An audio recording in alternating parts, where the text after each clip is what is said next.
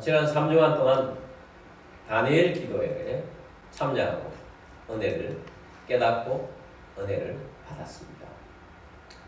많은 간증자들의 간증을 들어보면 죽을 고비를 넘겼거나 알면 너무 힘들어서 죽으려고 하는 그 자리에서 하나님의 능력과 은혜로 말미암아서 다시 회복을 하고 일어나서 살아가니까 하나님께서 이런 놀라운 일들로 채워주셨다 하는 간증들이 대부분입니다.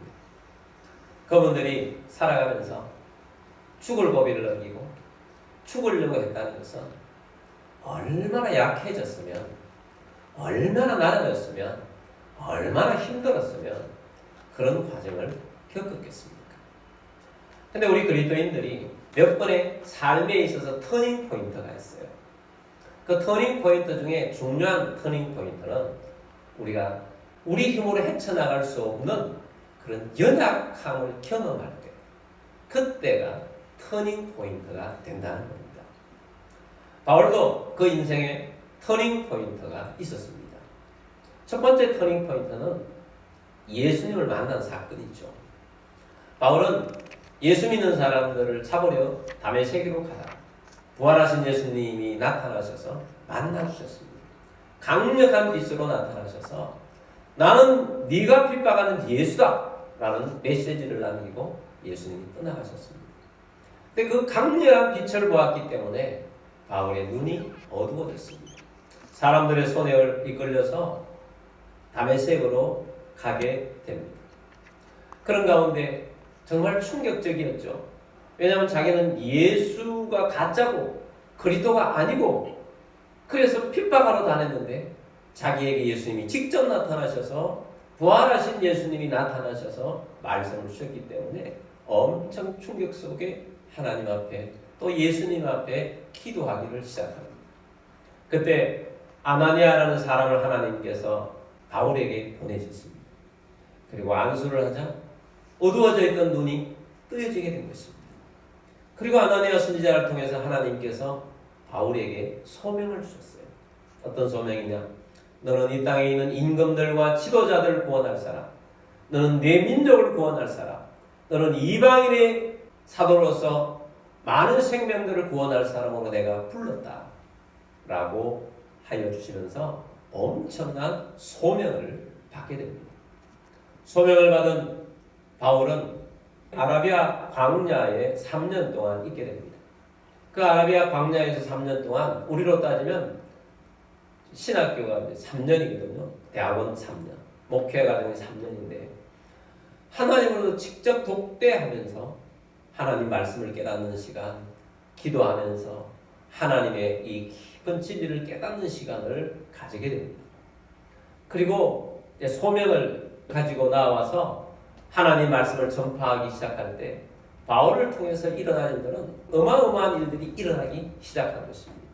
어떤 일이 일어나게 되었는가? 그 첫 번째는 바울에게 계시의 영이 강력하게 역사했습니다. 계시의 영, 하나님 말씀, 계시 엄청나게 역사했어요. 여러분, 바울을 통해서 하나님께서 하나님 말씀이 기록되게 하셨어요. 바울은 열심히 성도들을 위해서 편지를 썼는데 우리 성경 가운데 히브리서 빼고 13권이나 되는 하나님의 말씀이 바울을 통해서 기록되게 된 것입니다. 하나님은 말씀이신데 하나님이 바울을 통해서 계시를 주시면서 말씀으로 13권이나 나타난 거죠. 그래서 바울은 하나님의 영적인 계시에 탁월했습니다. 영적 분별력이 탁월하게 하나님께서 그 속에 주셔서 세상의 어떤 누구보다도 계시의 영이 가장 강력하게 바울을 통해서 역사했습니다. 두 번째는 바울에게 사람을 변화시키는 능력이 탁월하게 나타납니다. 바울을 만나면 사람들이 변화됩니다. 여러분, 사람의 변화 일평생 한 사람 시키기가 쉽습니까? 여러분, 자녀 한 사람, 이웃 한 사람, 형제 한 사람, 부모 한 사람 변화시키기가 쉽습니까? 변화되기 어렵습니다. 근데 바울을 만나면 사람이 변화되는 거예요. 그냥 변화되는 정도가 아닙니다. 180도 변화되는 겁니다. 바울을 만나면 사람들이 변화되고 바울을 만나면 변화된 사람들이 그 지역마다 교회가 세워지고 정말 영적인 부흥이 일어나는데 바울이 유럽 대륙 전체를 변화시키는 기초를 이룬 사람 아닙니까? 그래서 바울을 통행하는 사람들이 많아지고 바울을 따라가는 사람들이 많아지고 바울을 좋아하는 사람들이 많아지고 바울처럼 하려고 하는 사람들이 많아진 것입니다. 바울은 사람을 변화시키는 능력이 바울을 통해서 엄청나게 나타나기를 시작했다는 것입니다. 수많은 사람들이 바울을 따라가는 것입니다. 세 번째는 바울을 통해서 많은 능력이 나타났습니다. 바울은 병자를 위해서 기도하면 나아버리게 됩니다. 심지어 바울이 가지고 있는 손수건을 가져가가지고 병자 위에 얹었는데 그 손수건을 얹은 그 사람이 치유가 일어난 것입니다. 귀신 들린 사람에게 바울이 예수로 명령하니 나가라! 그럼 귀신이 쫓겨나고 정상이 되어지는 것입니다. 바울은 복음을 전하다가 잡혀서 로마로 재판을 받기 위해서 가는데 가다가 큰 유라굴로라는 광풍을 만나지 않습니까? 선장도 있고 거기에는 로마 군인들, 백부장, 장교들도 있는데 그 배에 또 바다에 유능한 사람들이 헤매는 겁니다. 어떻게 해야 될지 모릅니다. 그때 바울이 하나님의 말씀을 가지고 그들에게 나아가서 오늘은 이렇게 해야 된다, 저렇게 해야 된다 하는 대로 되는 거예요. 하나님의 능력이 나타나죠. 그리고 배가 다 깨어지고 난 다음에 어떤 섬에 불시착하지 않습니까? 거기에 있는 원주민들로부터 도움을 받으며 비 맞은 쥐새끼치들처럼 그렇게 전부 다 쫙하게 이렇게 있는데 불을 쬐주는데 사단이 바울을 공격한 것입니다. 그 섬에는 물리기만 하면 몇 초 안에 죽는 독사가 그 장작 속에 있다가 바울의 손을 물은 것입니다. 바울은 태연하게 그 뱀을 떨쳐버립니다. 거기에 있던 마을 주민들이 저 뱀에 물리면 즉사하는데 그 바울은 멀쩡한 것입니다. 그래서 저분은 하늘에서 내려온 신인가 보다 라고 할 정도로 바울을 사단이 공격을 해도 독사가 물어도 바울은 끄떡없는 능력의 사람이라는 거예요. 바울을 통해서 이런 어마어마한 능력이 나타나고 놀라운 일이 일어난 것입니다. 그런데 바울은 약한 것이 없느냐? 그렇지 않다는 거예요. 바울 개인은 약하다는 것입니다. 오늘 본문에 나타나는 바울은 어떤 거냐? 바울에게 육체의 가시가 있었어요. 육체의 가시는 뭐냐? 바울은 예수님을 강력하게 만났을 때 빛이 너무 강렬하게 비쳐서 눈을 뜨긴 했지만 눈에 눈병이 있어서 덜 힘들었다. 그런 말이 있어요. 그리고 바울은 간질이 있었다. 간질이 있으면 갑자기 스트레스를 받거나 힘든 그런 데가 오면 발작을 하지 않습니까? 그래서 바울이 그 육체의 가시가 있어서 바울은 다른 사람을 위해서는 나가는 능력이 나타나는데 바울은 믿음을 가지고 자기의 육체의 가시를 위해서 기도를 했습니다. 간절하게 기도했어요. 처절하게 기도했어요. 부르짖으며 기도했어요. 열심히 기도했어요. 하나님, 내가 복음 전도로서 나아가는데 사람을 만날 때 눈이 잘 안 보여서 너무 힘듭니다. 내 눈이 눈병이 고쳐져서 잘 보게 하시고 잘 확인할 수 있도록 도와주옵소서. 하나님, 내가 전도를 하다가 갑자기 간질병이 나타나서 발작을 하게 될 때 사람들이 놀라고 어떤 사람들은 하나님의 사람이 뭔 저러냐? 자기 병도 고칠 수 없는 사람이 무슨 하나님을 전도하느냐? 하나님의 영광을 가렸는데 제발 좀 내 육체에 가시 이 간질병을 고쳐 주옵소서. 간절히 기도했는데 하나님께서 다른 때와는 다르게 침묵하시는 겁니다. 응답이 없는 겁니다. 바울은 또 하나님 앞에 나아가서 간절히 구합니다. 지난번보다 더 처절하게 구합니다. 주님, 내 이 질병을 아시지 않습니까? 고쳐주옵소서. 고쳐주옵소서. 처절하게 하나님 앞에 나아가 기도를 했는데 하나님께서는 또 침묵하십니다. 아무런 응답이 없어요. 바울은 세 번째 하나님 앞에 나가서 또 기도합니다. 또 부르짖었습니다. 처절했습니다. 정말 창자가 끊어질 정도로 기도를 했습니다. 세 번째 기도를 하자 하나님께서 응답하셨습니다. 그 응답의 내용이 고린도후서 12장 8절 9절 말씀에 나옵니다. 우리 함께 보겠습니다. 이것이 내게서 떠나가게 하기 위하여 내가 세 번 죽게 강구하였더니 9절입니다. 나에게 이르시기를 내 은혜가 내게 족하도다. 이는 내 능력이 약한 데서 온전하여 주리라 하신지라. 그러므로 도리어 크게 기뻐함으로 나의 여러 약한 것들에 대하여 자랑하리니 이는 그리스도의 능력이 내게 머물게 하려 합니다. 바울에게 주신 응답은 이것입니다. 내 은혜가 내게 족하다. 내가 준 은혜가, 지금까지 준 은혜가 내게 족하다. 이는 내 능력이 약한 데서 온전하여 줍니다. 하나님의 응답은 고쳐주시는 것이 아니고 지금까지 내게 준 능력이 족하다. 내 능력이, 너의 능력이 약한 데서 너가 더 온전해진다. 라는 역설적인 응답을 준 거예요. 나는 지금 간질 때문에 또 눈병 때문에 너무 힘든데 하나님께서는 그걸 고쳐주지 않고 내 은혜가 족하다. 족한 줄 알고 감사하며 살라. 그리고 너가 약한 그것이 뭐다? 온전하다는 거예요. 오히려 온전하다는 것입니다.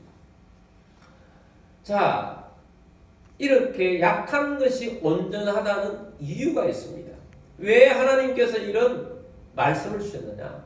7절 말씀에 보면 여러 계시를 받은 것이 지극히 크므로 너무 자만하지 않게 하시려고 내 육체의 가시 곧 사탄의 사자를 주셨으니 이는 나를 쳐서 너무 자만하지 않게 하려 하시라.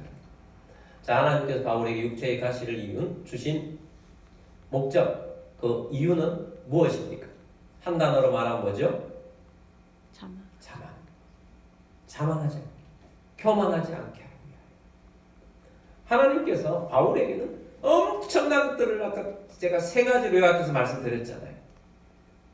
엄청난 능력이 있는데 다른 건 다 된다는데 바울의 육신 자체는 몸이 약한 거예요. 근데 그걸 기도해도 들어주지 않는 하나님께서 본래 처음부터 하나님 작정하시고 바울에게 육체의 가시를 허락하신 이유가 있다는 겁니다. 그 이유는 너는 평생 이 약함을, 육체의 가시를 가져가면서 자만하지 말라는 거예요. 자, 하나님은 뭘 원하시느냐 하면 내게 육체의 가시가 있어도 자만하지 않고 살아가는 것을 하나님은 더욱 원하신다는 거예요. 다 잘되고 모든 것이 완벽한데 교만한 사람이 되느니 한 군데가 너무너무 약해서 너무 힘들지라도 그 힘든 것으로 인해서 교만하지 않는다면 하나님은 그것을 허락하신다는 거예요. 여러분, 우리가 생각해보면 감사할 것도 많고 좋은 것도 많이 있어요. 좋은 거 많이 있어요. 그런데 한 부분이 너무 지독하게 약한 거예요. 너무 힘든 거예요. 그 힘든 것 하나 때문에 너무 힘들어서 마음이 무너지고 약해지고 너무 힘들어요. 근데 하나님의 그 약함을 허락하신 이유는 뭐다? 우리에게 뭐 하지 말라고? 자만하지 말라는 거예요. 교만하지 말라는 것입니다. 그래서 하나님께서 이것을 깨닫게 해주신 거예요. 여러분, 자만하면은 어떤 일들이 일어나는가? 두 가지만 말씀드릴게요. 첫 번째는 자기가 왕이 되어서 살아가면서 죄를 짓는 삶을 살아갑니다. 자기가 왕이 되는 거예요. 자기가 왕이 된다는 것은 내 마음대로 산다는 것입니다. 하나님 의식하지 않고 하나님 말씀을 해도 말씀을 무시하고 내가 내 삶을 운전하는 거예요. 내가 내 삶의 운전대를 붙잡고 나아가는 것입니다. 이게 교만한 사람의 특징이라는 것입니다. 삼손은 하나님께서 태어날 때부터 나시린으로 태어나게 하셨어요. 나시린은 머리에 삭도를 대지 않고 또 술을 마시지 않고 또 시체를 만지지 못하도록 하나님께서 하셨어요. 자, 그것은 하나님과의 언약이에요. 나시린이라는 표시로 머리카락의 능력이 있는 것이 아니고 하나님의 언약의 표시예요. 삼손이 하나님의 언약 안에 나신으로 살아간다는 것은 어마어마한 능력이 가운데 있었지 않습니까? 오늘날 만화 캐릭터도 삼손 같은 만화 캐릭터로 그리면 이건 너무 말도 안 된다라고 하는 것이 현실에서 삼손을 통해서 나타난 거 아닙니까? 삼손의 힘은 어마어마하지 않습니까? 여우 한 마리도 잡기 힘든데 삼손이 여우를 300마리나 잡았죠. 그리고 2마리씩 꼬리를 또 묶어요. 그리고 거기다가 불을 붙여요. 그리고 블레셋 사람들의 밭에다가 그 여우 300마리를 풀어놓아서 모든 블레셋 사람들의 밭이 불바다가 되도록 만들었어요. 단 한 사람이 이 일을 한 겁니다. 나귀 툭배 하나 붙잡고 블레셋 사람 군사들이 1000명이 오는데 그것을 때려서 1000명을 죽이지 않습니까? 이런 엄청난 능력이 삼손에게 나타난 것입니다. 삼손도 한 인간에 불과하지만 삼손에게는 하나님의 특별한 성령의 능력이 힘으로 나타난 거예요. 그래서 삼손의 능력은 다 하나님의 능력이었던 겁니다. 근데 삼손은 그런 가운데에서 교만했지 않습니까? 교만하니까 여자를 만나고 자기 동족 여자를 만나는 것이 아니라 항상 만나고 적이었던 블레셋 여인을 만났죠. 그러다가 하나님과의 관계 속에서 비밀을 들릴라라는 여인에게 실토를 함으로써 머리카락이 깎여버린 것입니다. 머리카락에 능력이 있는 것이 아니라 머리카락이 깎였다는 것은 하나님과 삼손과의 언약이 깨졌다는 거예요. 그래서 하나님의 능력이 빠져나오고 나니까 삼손은 보통 사람이 되어버린 거죠. 우리와 같은 똑같은 사람이에요. 머리가 깎이자 힘이 빠지고 블레셋 사람들에 의해서 눈알이 뽑히고 조롱거리가 되고, 그래서 그 다곤신, 하나님이 아닌 다곤신 앞에서 조롱하며 아주 그 사람들에게 멸시를 받는 그런 존재가 되고 말았던 것입니다. 교만하면 있는 것까지 능력 나타나 다 사라져버리는 것입니다. 교만한 것이 무서운 거라는 거예요. 그래서 자만하면 안 됩니다. 그 죄를 짓는 거죠. 두 번째는 능력이 사라집니다. 삼손에게 어떻게 되었습니까? 능력이 사라졌습니다. 하나님의 능력이 사라졌습니다. 바울에게 하나님의 능력이 많이 나타났는데 바울이 교만하고 죄를 짓게 되면 그 능력이 다 사라집니다. 그래서 하나님께서 평생토록 자만하지 않도록 하기 위해서 바울에게 육체의 가시를 주어서 내 능력이 약하여진 데서 하나님의 온전함이 나타난다는 것입니다.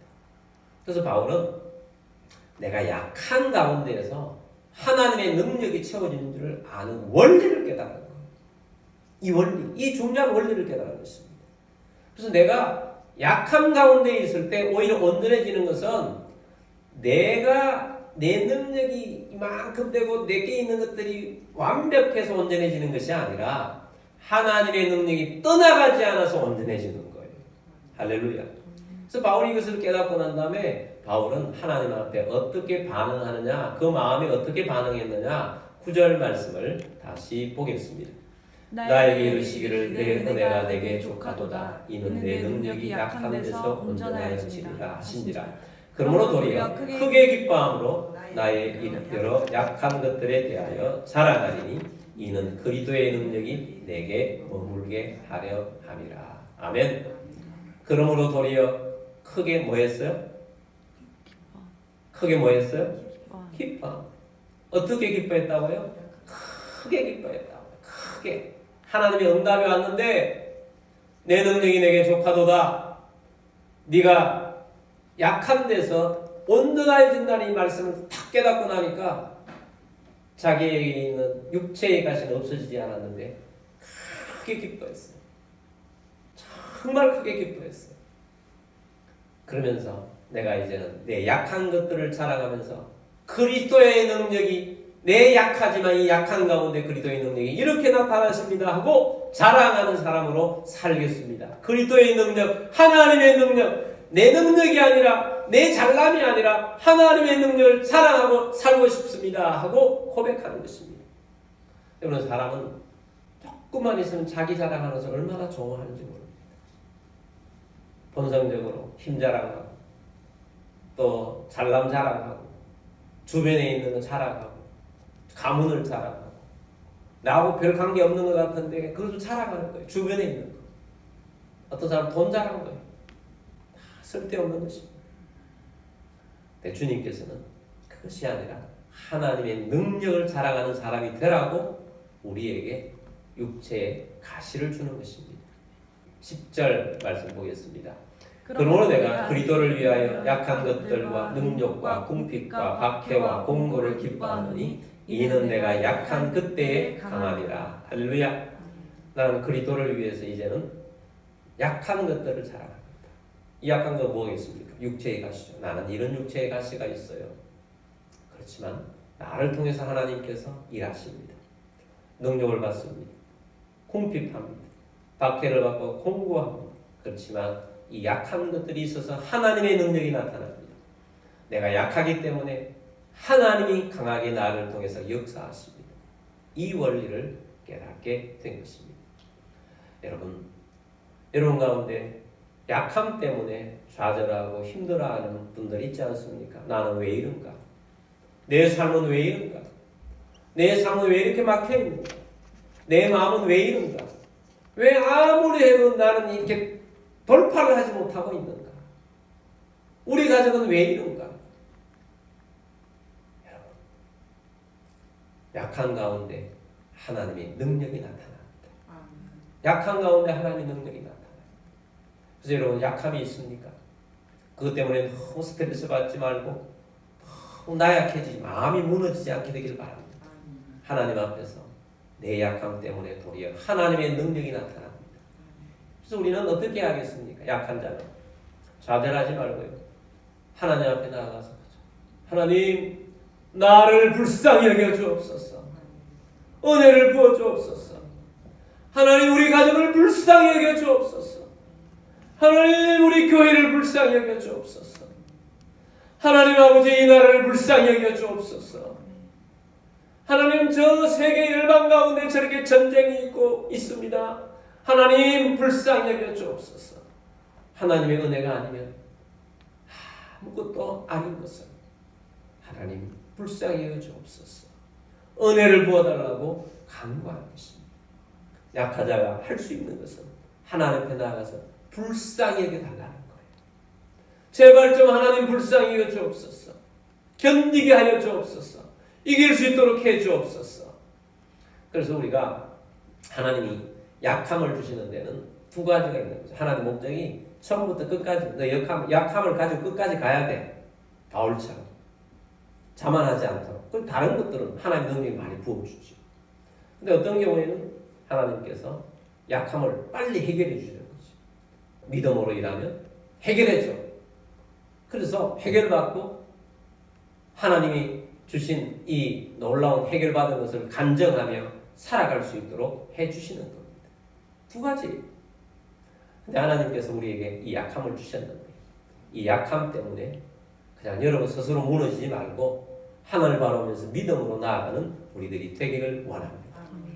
여러분 우리가 인생을 살아가면서 연약한 가운데 살아가면서 하나님께서 우리에게 주시는데 하나님은 우리의 약한 부분을 들어서 쓰시기에 명수 있어요.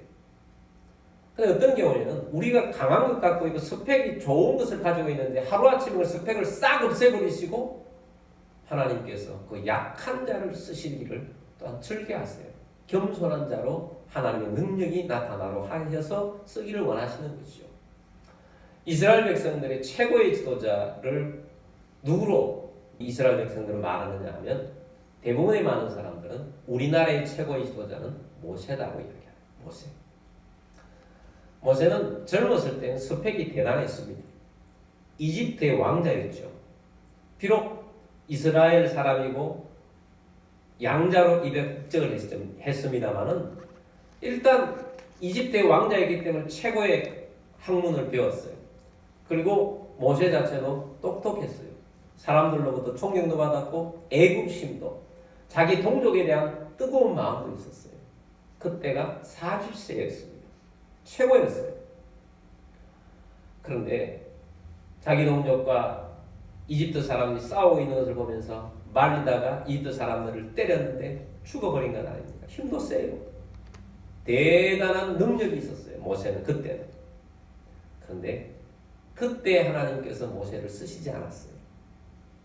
그 일로 말미암아서 하나님께서 모세의 모든 스펙을 하루아침에 싹 다 거두어 가신 거예요. 살인자가 되어서 도망자가 된 것입니다. 그래서 광야에 가서 40년 동안 양치기로 살았습니다.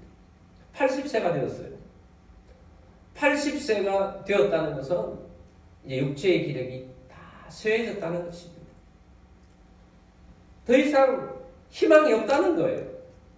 근데 하나님께서 80세가 된 나약한 약한 모세를 부르십니다. 뜰기나무 가운데 부르셔서 모세야 내가 너를 애굽에 다시 보낸다.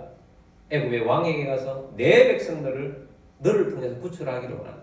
너가 가라! 라고 소명을 주세요. 근데 모세의 반응이 어떻습니까? 옛날 40대 같으면 그런 말씀을 들었을 때 하나님 감사합니다. 내가 가겠습니다. 그랬겠죠. 그런데 80세가 되어서 하나님 나는 연약합니다. 나는 그 일을 할 수가 없습니다. 하나님 그래도 너는 할 수 있어 라고 하시면서 설득을 하십니다. 모세야 너 지팡이를 가지고 있는 그 지팡이를 땅에다가 던져봐라. 던졌더니 그 지팡이가 뱀이 됩니다. 그 지팡이를 다시 잡아라 했더니 잡으니까 다시 지팡이가 됩니다. 내 손을 품에 넣었다가 빼보라 했더니 한센병이 생긴 겁니다. 다시 넣었다가 빼보라 정상이 된 겁니다. 뭘 말하느냐? 너는 아무것도 할 수 없는 연약한 존재지만 내가 너를 통해서 내 능력으로 너에게 부어줄 것이라는 약속을 해줄 거예요. 근데 모세가 얼마나 약했는지 하나님 보낼 자를 보내주소서. 나는 말도 못합니다. 나는 말을 못하고 우둔한 자입니다. 하나님께서 화를 내십니다. 내가 가라면 가. 그래서 가서 모세가 일하기 시작했을 때 모세는 80세부터 120세까지 사실은 연약한 육체를 가지고 있잖아요.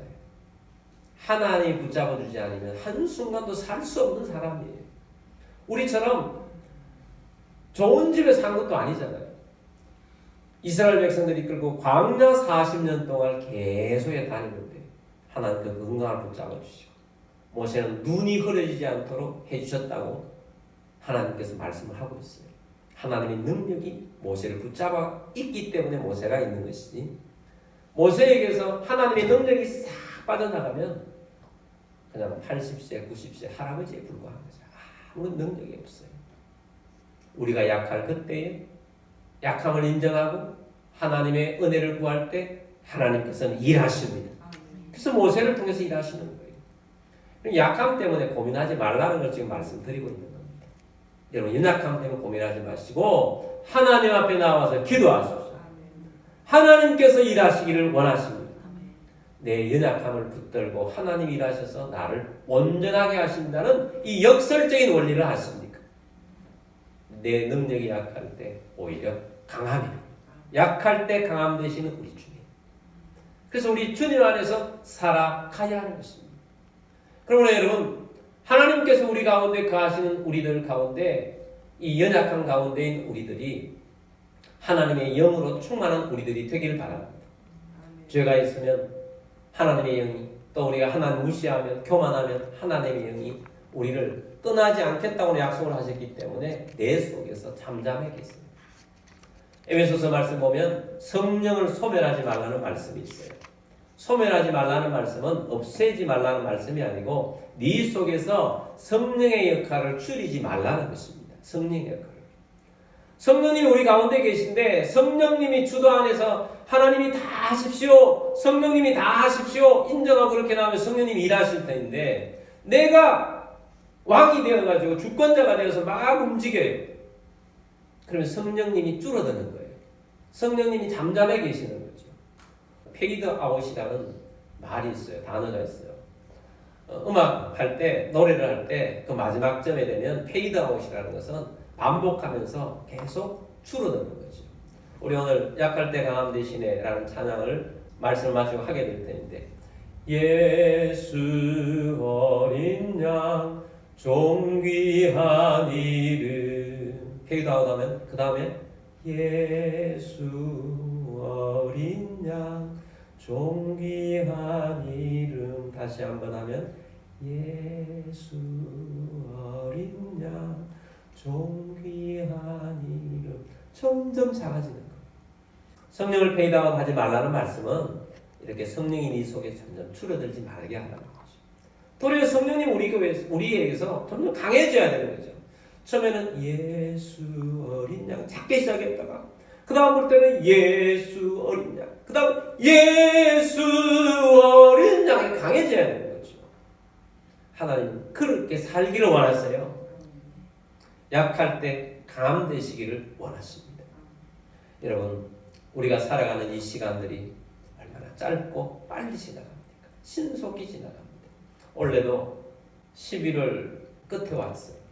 마지막 다 돼가고 있어요. 원래 거의 다 갔어요. 얼마나 빠른지.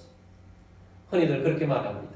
20, 30대는 마치 자동차를 타면 속도를 20, 30km 다니는 것처럼 천천히 가서 가는지 안 가는지, 이렇게 세월이 가는지 안 가는지 모르는 것 같지만 40대가 되면 40km로 인생이 달려가, 50대가 되면 50km로 달려가, 60km 가면 60km로 달려가, 70대가 되면 70km로 달려가, 80대가 되면 80km로 달려가는데 이 연령이 높아질수록 시간들이 얼마나 빨리 가는지 모르겠어요. 여러분 그렇지 않습니까? 올해도 이렇게 빨리 가요. 모세도 가는 시간이 빨리 가는 것을 이렇게 표현했습니다. 10편 90편 10절 말씀 봅니다. 우리의 연수가 70이요 강건함은 80이라도 그 연수의 자랑은 수고와 슬픔뿐이요 신속히 가니 우리가 날아가나이다. 70이요 80인데 신속히 가니 날아갑니다. 우리의 인생은 짧습니다. 이 짧은 인생을 살아가면서 우리의 인생을 약하다고 해서 그냥 눌러 앉아 있지 마시고 주님 앞에서 능력을 구하십시오. 주님 앞에 나와 능력을 구하시라고요. 인생을 깨닫는 지혜를 가지게 되기를 바랍니다. 12절입니다. 우리에게 우리날 계수함을 가르치사 지혜로운 마음을 알게 하소서. 여러분, 하나님 앞에서 진정으로 살아가는 사람은요, 인생에 대한 지혜가 있어요. 어떻게 살아야 할지, 내 인생을 허비하지 않고 어떻게 살아야 할지, 낙심하지 않고 어떻게 살아야 할지 우리에게 깨닫게 해주십니다. 그러므로 여러분, 인생의 지혜를 깨달은 마음으로 우리가 연약한 자로서 있는 우리들이 한 부분에 어떤 지독하게 연약한 부분들이 있다 할지라도 그것 때문에 낙심하지 마시고 하나님을 바라보면서 은혜를 구하며 불쌍히 해달라고 하면서 주님 앞에 살아가는 우리 모두가 되기를 바랍니다. 약할 때 강함되게 하신 우리 하나님을 바라보며 나아가는 우리 모두가 되기를 주의 이름으로 축복합니다.